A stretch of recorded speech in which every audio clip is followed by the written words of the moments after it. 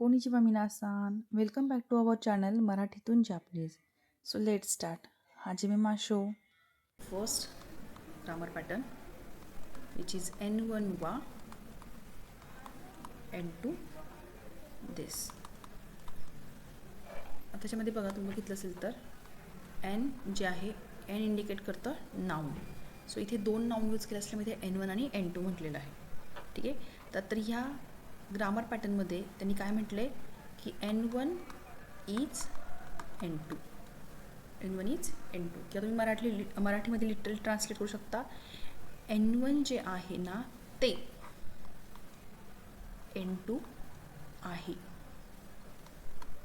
N1 हे N2 आहे असं मी लिटरली मराठीमध्ये ट्रान्सलेट करू शकता.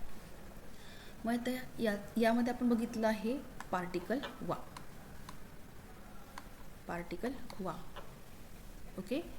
सो या पार्टिकल वाचा यूज काय आहे तर आपण ह्या सेंटेन्समध्ये N1 बद्दल बोलणार आहोत. N1 बद्दल आपण मोर इन्फॉर्मेशन देतो की N1 हे जे N2 आहे म्हणजे आपला topic of this sentence is N1. So वा जे आहे ते N1 नंतर यूज केलं आहे. सो वाला आपण म्हणतो topic marker. Okay. Means it indicates की which is the topic of this sentence. त्यामुळे वा हे N1 नंतर आलं आहे. सो जो टॉपिक असणार आहे सेंटेन्सचा त्यानंतर वा पार्टिकल येणार आहे. ओके. जे आपल्याला ह्यावरनं कळतं की N1 हा टॉपिक आहे. मग वी यूज ॲज अ वा as a topic marker. Now let's see the example of this sentence pattern. First example, if I say Watashi wa gakusei desu.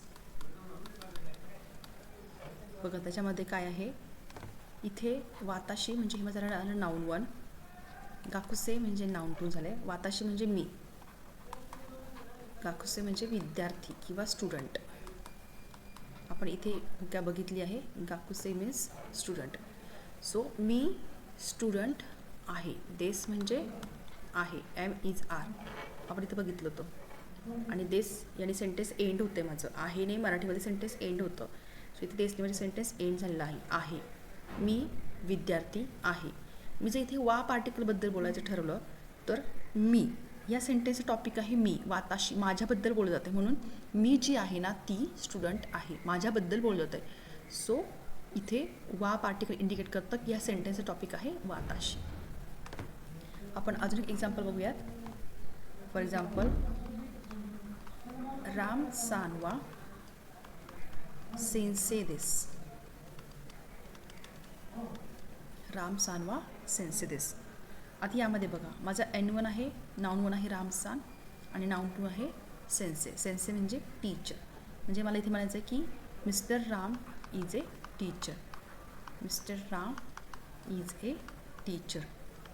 मी मराठीमध्ये लिटरली ट्रान्सलेट करतं. राम जे आहेत ना मिस्टर राम आहेत ते टीचर आहेत. ओके. मग यामध्ये तुम्ही बघितलं असेल की राम नंतर मी सान लावलं आहे.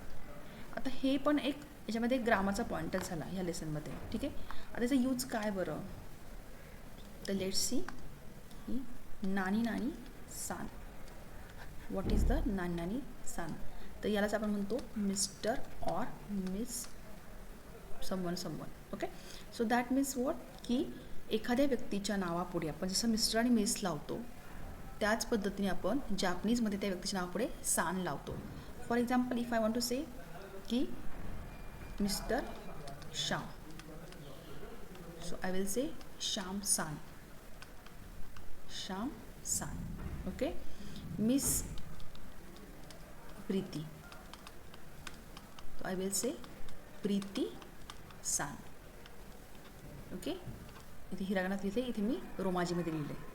सो तुम्ही मिस्टर और मिस जे आहे ते इंडिकेट करण्यासाठी त्या व्यक्तीच्या नावापुढे सान लावू शकता. But make one note here. Okay, what is a note? As this san is added after the name of the person, that shows that Japanese people give the respect to the other person. That's why they are adding san.